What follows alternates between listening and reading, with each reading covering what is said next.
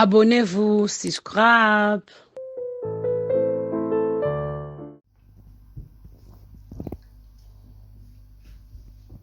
Bonjour bandeko nyonso bozolanda na chaîne na Chef Lydie. Hello everyone, welcome back to my channel.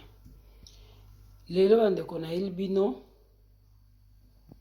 makemba mobesu eza mobesu umuna makemba ya mobesu na osa na sokolo déjà pour na niveau déjà mulaite na sokolo bien na osa la makemba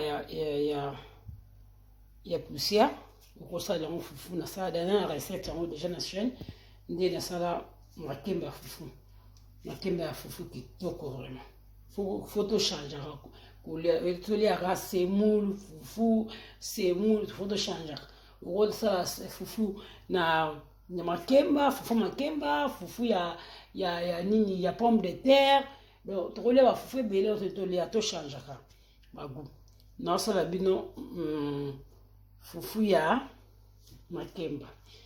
Guys, today I bring plantain, this green plantain. You can see a green plantain. I'll make fufu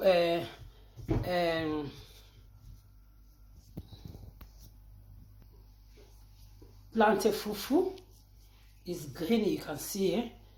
I'll make plantain fufu. I'll make that powder, and I mean fufu. Let's go next step. I need to take, I already cleaned my plantain because you know, I bought that, I don't know, I bought that, it was yesterday, and then before I need to take my skin off, I already clean up, but I don't want the video to be long. I need to start to take my skin off, and then we go next step. Bandeko, then I'll be sikoyo. Nazolongola ba poso bona banda kokata. Merci beaucoup.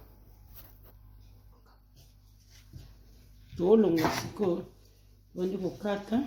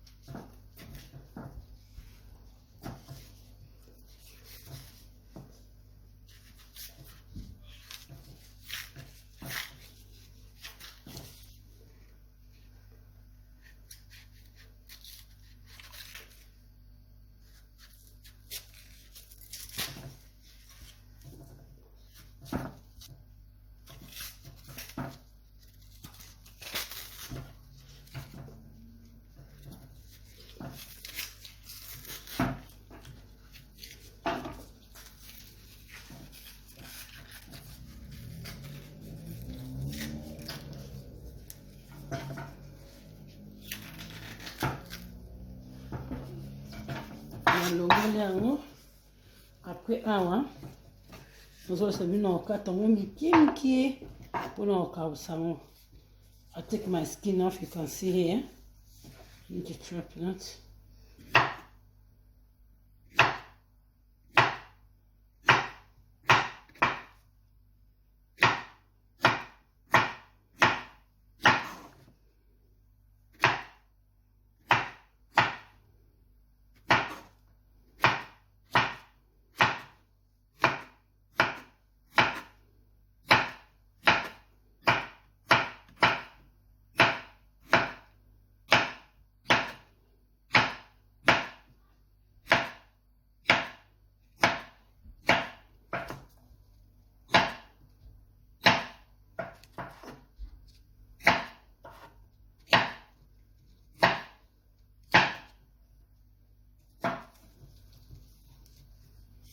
Mike ni wamoni wana mike kwa sababu tulongole ya mbesu chop here and then I'll be back.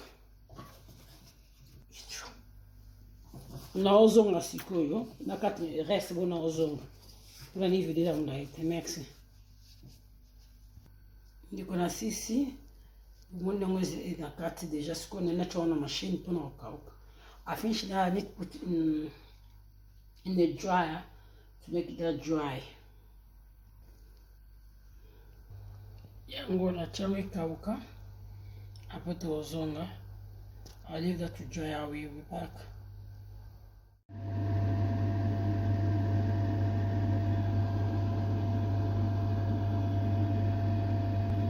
Na chama ikauka. Leave that to dry. Bandeko tuzongia bumuni. Makemba na mbeso na kausa kyango ikauki. Makemba na mbeso ikauki na nikango ikauki vraiment na nikango. Oh guys, we back now. My plantain already dry. It's very dry. Now I need to make that plantain flour. I need to make that plantain flour. Already dry. Already dry.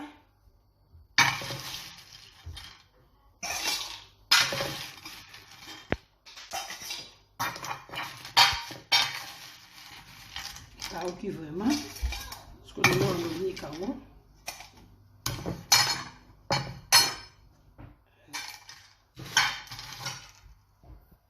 Mondigezoni.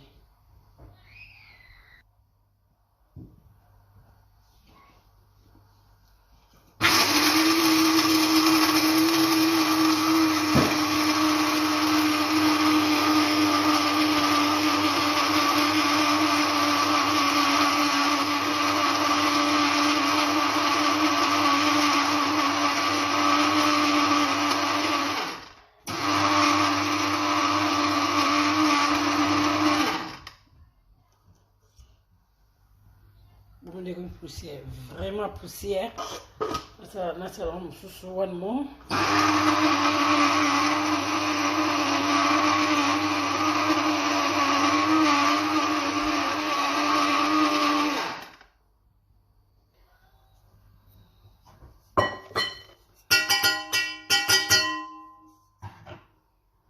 Ndeko moni yango yo na sisi ya waniki tutembo video mula na sisi on a na passo already finish and need carry on step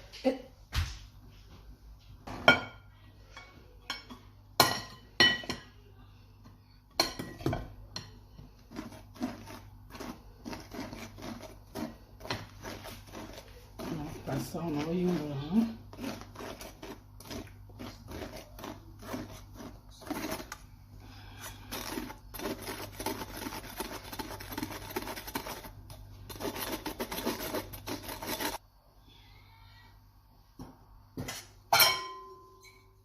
Yango so nigo niki oli susu na nigo nika onte ni na yango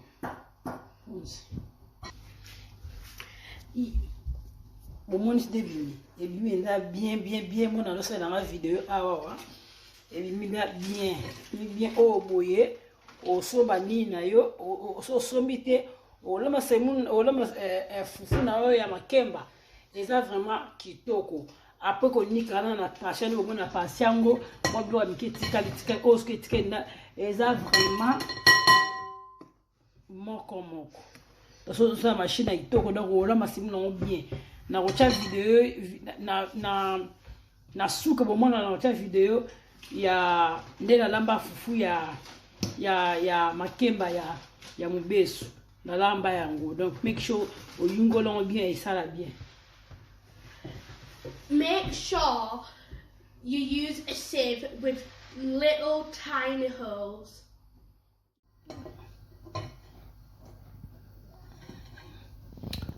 Bandeko yango na silisi bomoni na silisi ni na merci beaucoup pour partager ça là bien fufu ya makemba ezala vraiment kitoko ezala vitamine bien bo partage bo mekango ezala kitoko so libo ba ndenge balamba fufu makemba ezala chaîne o tiango na vidéo na suka so ngisi botala ngo bo partage à tout moment sur votre bo partage ça la so bibo bien sur ma classe bon encourager monsieur to la bloc toujours bien. Oh, thank you everyone for your support.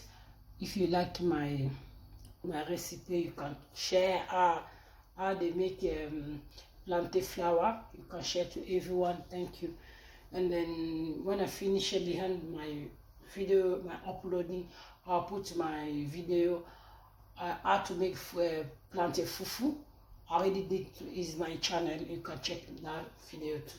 Thank you to everyone. If you like my how to make my flour, guys, you can share for supporting me. I hope you enjoy. Thank you so much. Bye. Merci beaucoup, Bondeko. Bye.